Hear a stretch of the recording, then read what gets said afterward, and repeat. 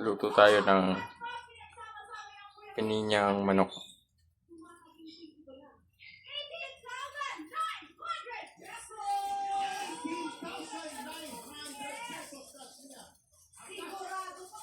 Luto tayo ng pininyang manok.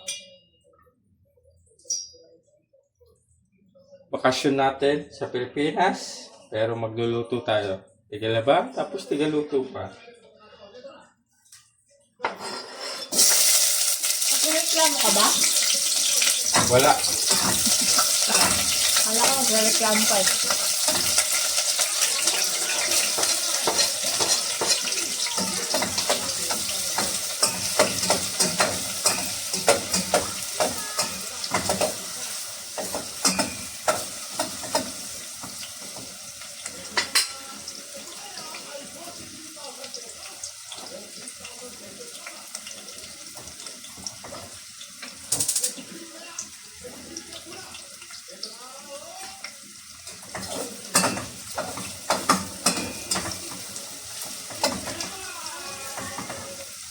Yung manok pinabad natin sa pineapple juice.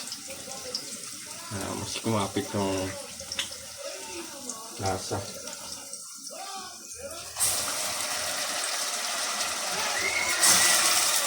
Yung pineapple.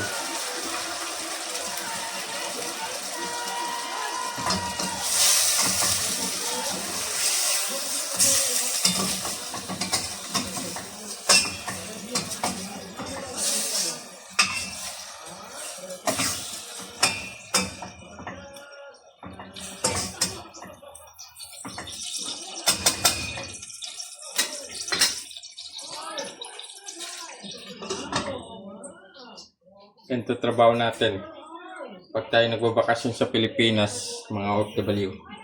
Pag-uwi, maglalaba, maghahatid sundo ng anak, magluluto. Parang happy ka naman dyan, kawawa ka naman. Ito tayo. Sabihin ng mga, ano mo, happy ka naman dyan, Brad. Luluto tayo.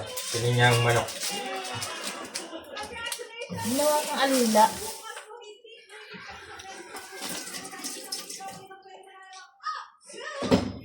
Kaya malinis yung kusina para maganda tingnan.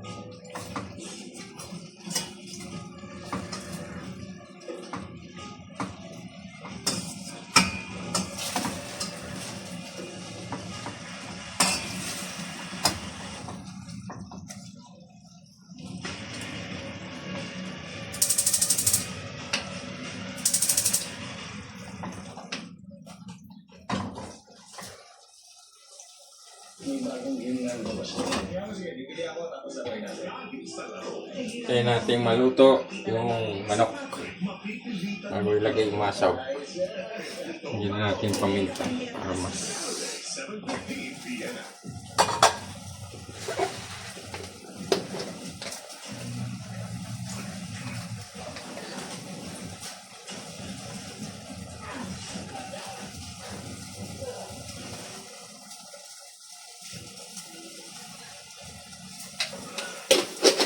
cooking for today, pininyang manok.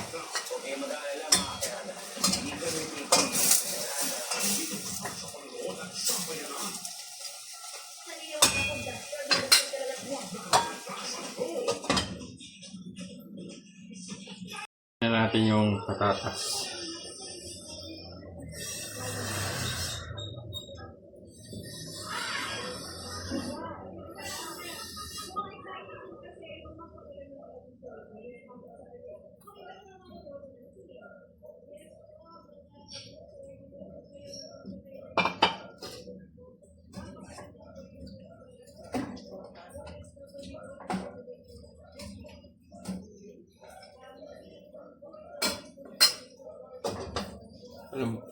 kuluin ng konti, iba ilalagay ang carrots.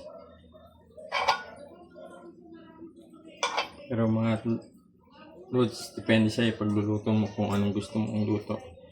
Pininyang manok, kanya-kanyang diskarte yan. Ito yung ginagawa ko kasi pagluluto sa ibang bansa. Isa pag OFW ka, mabilis ang luto gusto mo. Kasi pagod ka na galing trabaho. Bigyan natin ng patis.